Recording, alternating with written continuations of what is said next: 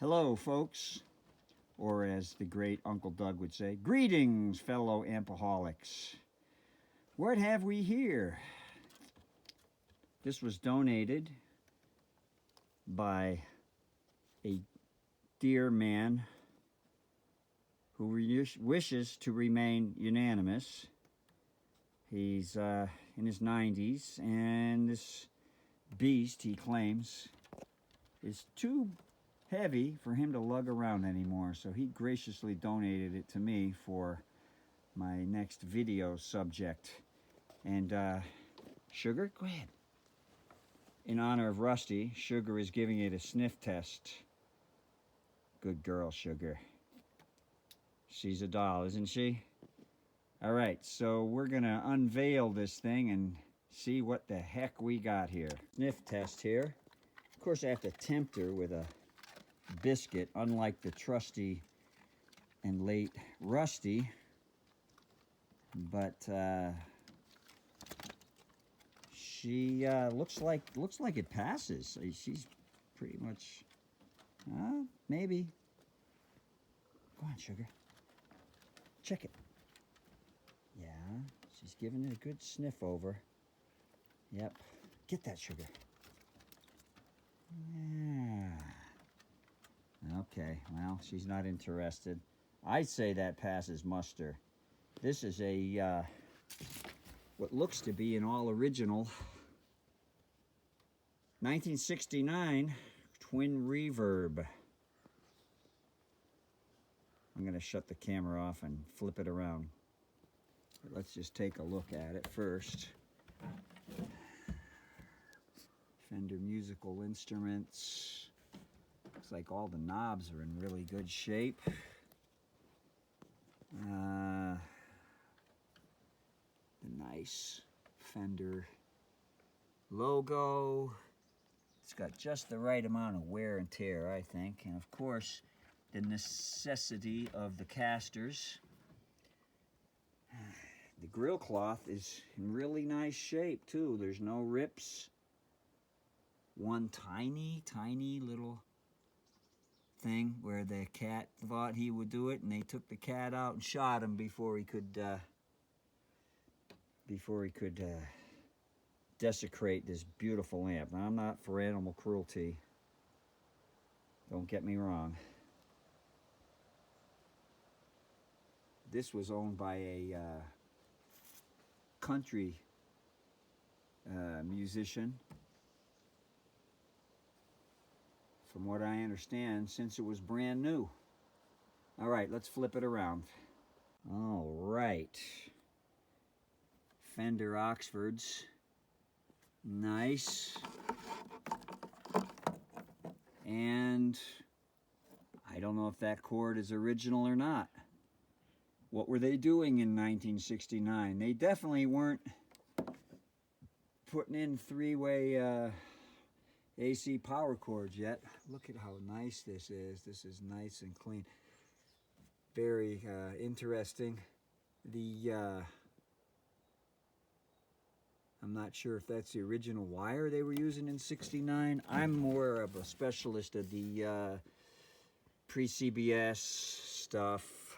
There's your tube chart in there. And reverb tank. This looks completely unmolested. Rats, there's not even any rodent urine or droppings or nibblings that I can see.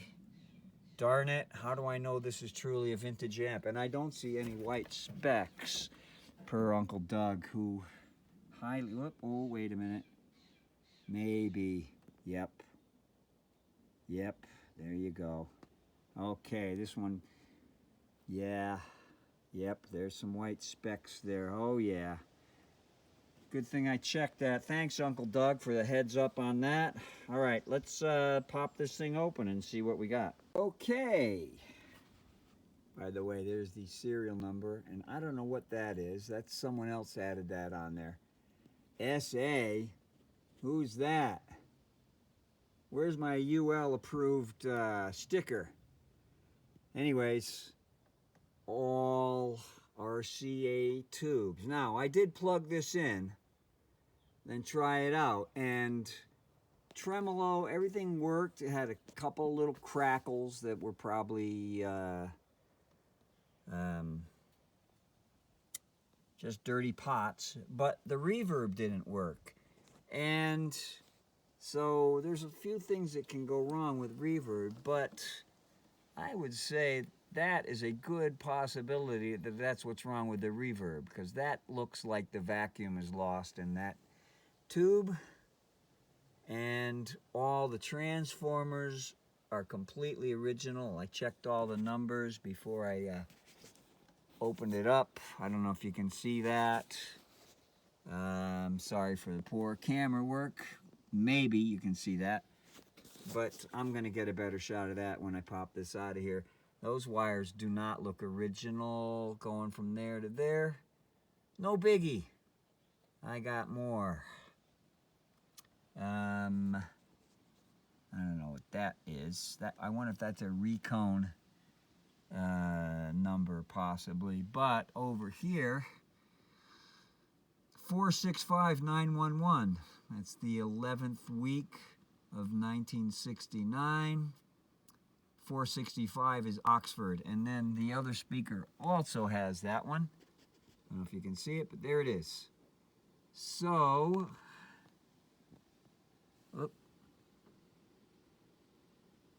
a spider nest. Alrighty, alrighty, alrighty. Let's pop the chassis out and see what we can see. I don't know if you can see that, but that's a 606922, so 22nd week of 69. This one right here, 606912, 12th week of 69. And this one over here is a 606926, 26th week. So about halfway through 1969, and tell me that tube doesn't look dead. All right, about the halfway through 1969, this amp was produced. Let's flip it over. This amp looks completely unmolested and original. I guess by 1969, they had used up all those beautiful blue caps and they were going with these ugly brown ones. Oh well. What can you do? But this looks, on first glance, running through here, completely original. Never been touched. Never ever been touched. Let's see if I can see some date codes down there. On the pots. 137. Wow. CTS pots. Looks like they're... That one looks like a 60... I don't know if you can see it. Sorry for the bad camera work. No, I can't see it, but maybe. That looks like a 69 to me. 1376838. I see that one. I don't know if you can see that. Probably not. Anyways, those caps, I mean those pots and everything, tube sockets, everything, dead original. I'm going to wire this AC circuit correctly because they got the hot wire going to the narrow courtesy plug. Not too courteous when you get zapped by that sucker. All right, well, let's flip it over and see what's below decks. Well, untouched, completely unmolested. I don't think anybody ever took this cap can off. There's your 25s at 25, or sorry, 20 at 500. And then we got a couple of 70s at 350. They're wired in series. So, yeah, and you know, I don't see any really outrageous bubbles popping up here. I'm going to check these with my trusty ESR meter, and if they're within spec, I'm going to leave them alone for right now. You know, if it smells like cologne, leave it alone. So, yeah, all right. I'm going to check out that, replace that bad AT7 over there. And I might just put it back together and enjoy it for now. Call me crazy, but I don't think I'm going to run a test on this 12AT7. This is how it was sitting in the tube socket. I think it's probably... I don't think even Uncle Doug could revive this one. Okay, so good news and not so good news with the tubes. Most of the preamp tubes were weak. So I ditched them and I subbed in some modern tongue saws. And I know you Fender extremists are gonna throw up your hands, but hey, these are good tubes. The good news is these RCA power tubes were all good. This one here was a little weak, and so I checked my tube stash and I found another one identical to the other three. A very close match with my trusty Hickok Model 6000. Now to test the electrolytic.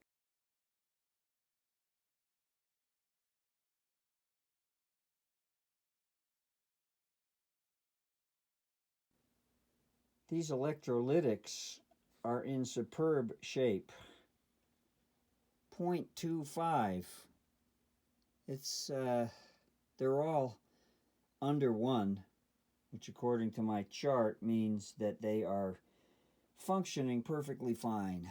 And I don't see any bubbles or anything, and these are expensive. So you know what? I'm going to leave them be. And now you're going to throw up your hands because I'm not leaving, because I'm leaving it be instead of, oh, no matter what you do, somebody's not going to be happy. But I'm happy because I don't got to shell out for a bunch of electrolytics that I don't need. Okay, folks, here's my first attempt at wiring the AC to this Twin Reverb beast. So I've got the hot wire black going to the narrow slot of the courtesy plug. From there it's going over to the tip of the fuse, and from that next connection on the fuse it's going over to the switch, and from the switch it's completing it back to the power transformer. And the white one is going from the wide slot of the courtesy and straight over to the return on the power transformer. So I've bypassed the infamous death cap / ground, as there is no need for that, because no one ever dies. We're all eternal, right? So now I've got it plugged into my current limiter. I've got the power switch on. So I'm just going to plug it in over here to the current limiter and see if we get a glow. Nope, no glow. Oh, I forgot to mention, I got my speaker emulator here, otherwise known as the Iridium Q32 speaker modulator, and everything's good. Current limiter's not glowing at all. All right, I think I'm done. I think I'm going to hook this beast up and see what it sounds like. So I was perusing through my speaker stash, and while these speakers sound really great, these Oxfords, I thought, why not put these in there?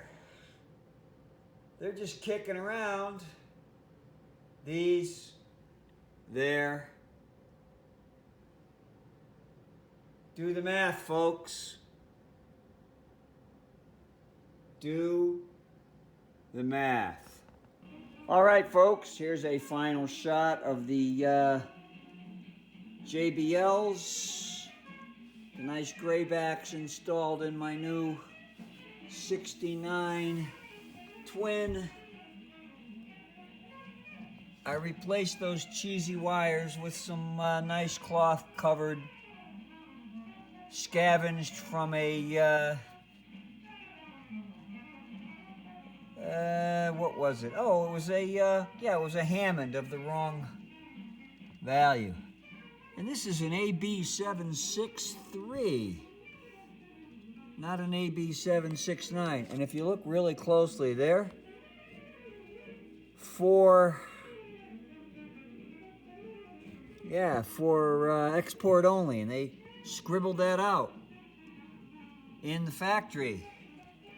So I'm gonna button this back up and give it a little sound test. Okay, something that I learned that was very interesting. I never could get a good sound out of these Twins. And one night I was in a really small club, all brick inside, and the band was set up against a glass window, big glass window. You know, the typical nightmare for people trying to get a good sound. And surprisingly, the guitar player had a really warm and not loud at all, an ice pick sound. And he was playing a black Twin. This circuit is virtually identical to a black-faced Twin. I've checked it over. There's very little difference. And here was the secret. He had the volume on 10 and the tones just barely squeaked on here. Just barely squeaked up like that. And he was getting a really warm sound. These amps are real versatile. If you do the opposite and turn the tones all the way up and the volume on 1 or 2, you're going to get a real clean trebly sound. But when you do it this way, you get a surprisingly warm sound, and I'm gonna demonstrate that in just a second. Okay, got the volume on 10, treble on about a half, middle on about 1.5, and the bass up to about 2.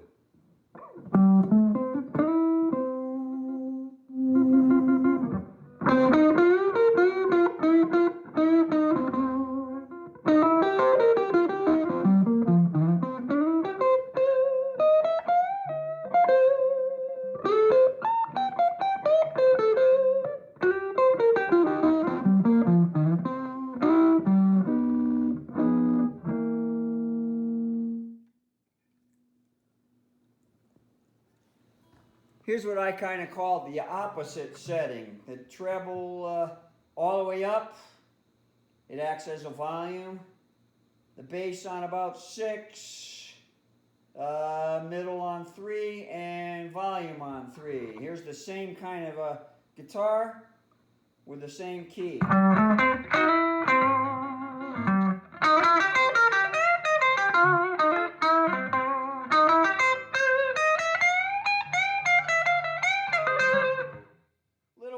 Piercing. Anyways, I'm not going to belabor all the different settings on this amp. This has got a bunch of settings and very versatile amp. Useful for jazz, country, rock, blues, you name it.